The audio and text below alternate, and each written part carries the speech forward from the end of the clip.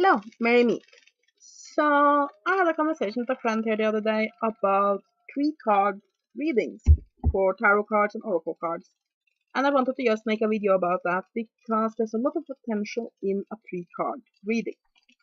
So, and sorry about the lighting here, it's just, yeah, it's spring here in Norway, so probably the lighting will look horrible because we have the door for our, to our terrace balcony, whatever you want to call it, right out there, so the sun is shining directly on me. So yeah, anyway, um, a lot of people that start doing readings, they get a bit overwhelmed with all the complex layouts that are that you can use. However, a tree card reading can be extremely useful and extremely easy. And one of the reasons why tree card reading is so easy is because or so useful is because it can be taken to mean about anything. For example, every day, every morning, I do a tree card reading for myself. Where I just basically like three cards in a row. One of them, the first card, signify how I feel that day, basically what I bring to the day. And then I have one card for the beginning of the day and one for the ending of the day. Others that do morning readings like that have basically morning, midday, and evening. But I like to have one of them be basically me. But three cards can be used for about anything. For example, if you are asking about a relationship, for example, you can have um, one meaning the current, one being what his or her significant other mean, and one to be the outcome. You can do a very quick, basically 3 month period reading by having one, basically month 1, 2, and 3. Basically, only the imagination has the limit because there's so many things that can be parted into trees. So it's just simply very useful. So I thought I would show you how to do a very simple tree card reading. Let me see here. I didn't have a tarot deck at hand right now, but I have an oracle deck here. I really like this one. It's the Less Vampires tarot by Lucy Candish, and yeah, very nice. So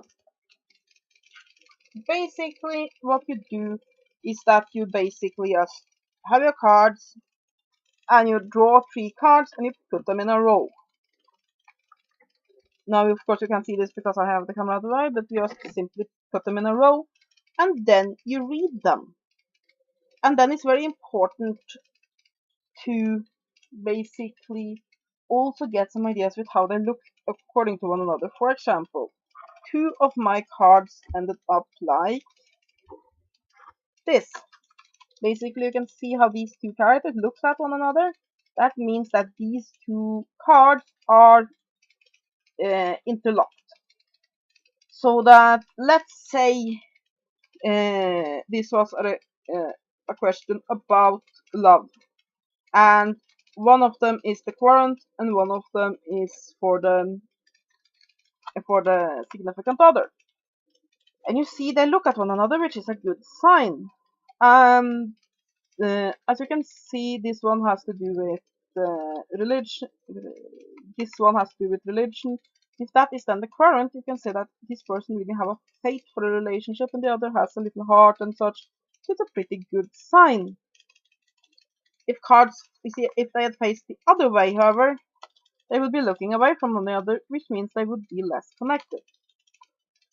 Now, something that's very important when you do tree card readings is to then define what each card signifies, because it can be anything. Let's say you want to buy a card.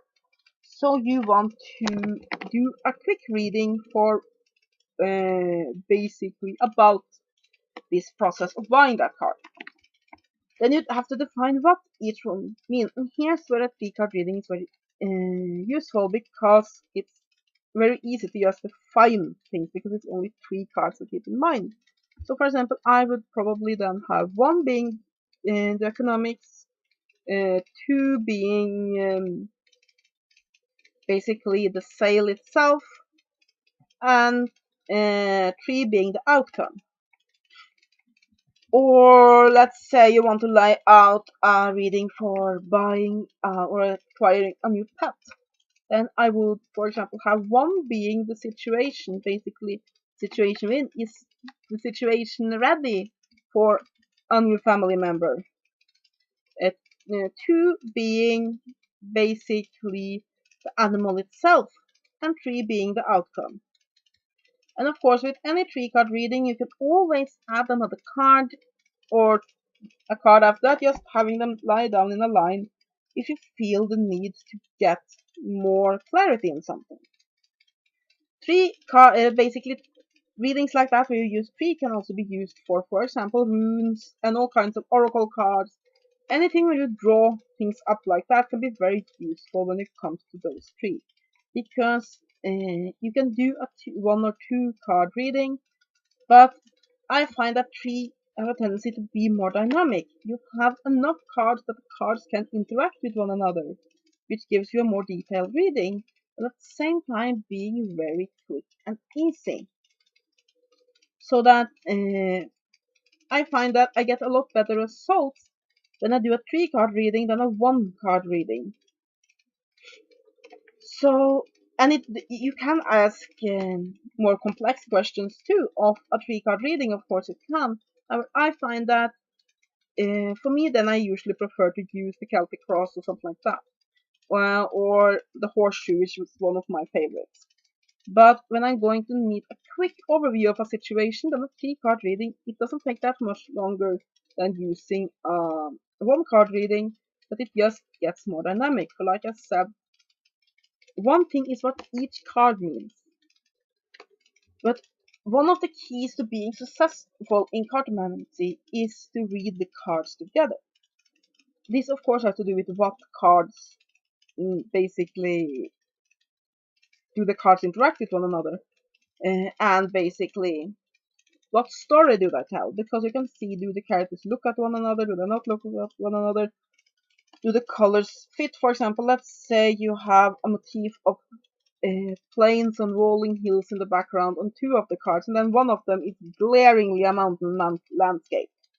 Then clearly there's something particular about that card.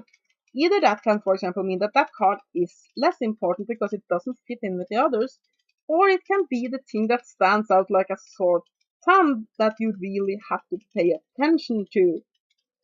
For example, let's say you go about love, and then you have two very harmonious cards with these rolling landscapes, and then you have a card of a very angry woman with just flames in the background. That might mean that there is another woman involved, for example, because it's a glaring thing that you can't ignore.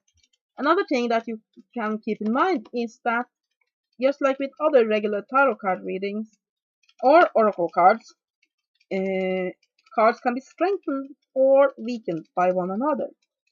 So let's say, for example, you have the sun, but on either side of it you have the tower and the hanged man, or the tower or and ten of swords, basically cards that signify bad things. Of course, not the only thing they signify. None of the cards are um, just negative or just positive. But generally, these cards, basically the Ten of Swords and the the Tower and so on, indicates bad things.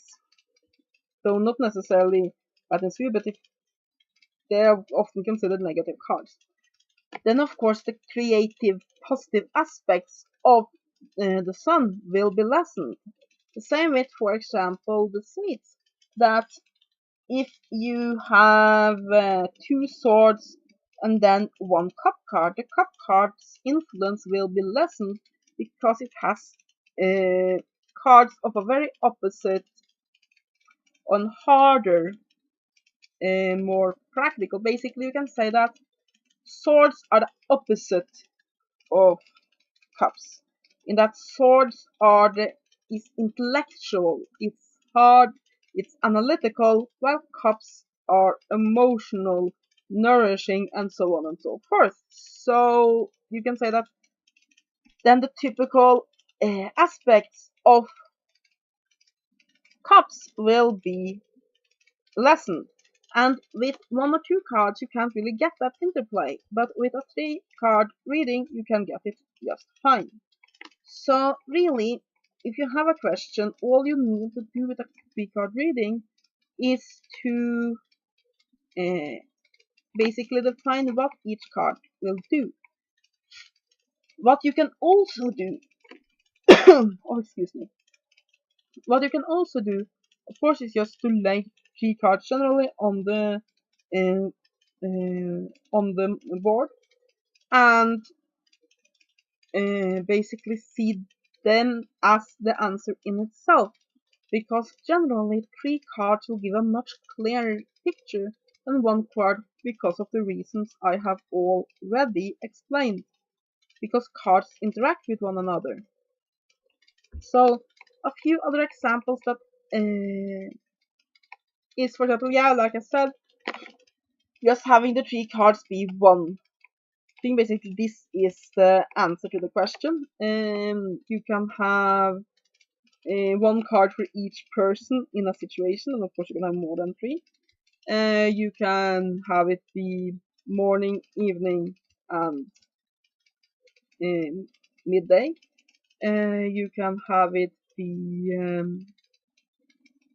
basically the positive aspects of the situation, the negative aspects, the situation and the outcome. My thoughts about it, others' thoughts about it, outcome. You can basically, about anything you can part into 3. So yeah, a 3-card reading is very simple. Now, how do you place them? Generally for me, when I do a 3-card reading, I just lay them in a horizontal line. Basically 1, 2, 3. But you can, of course, also do them in anything. For example, a triangle can be very useful, because then you can have the bases and the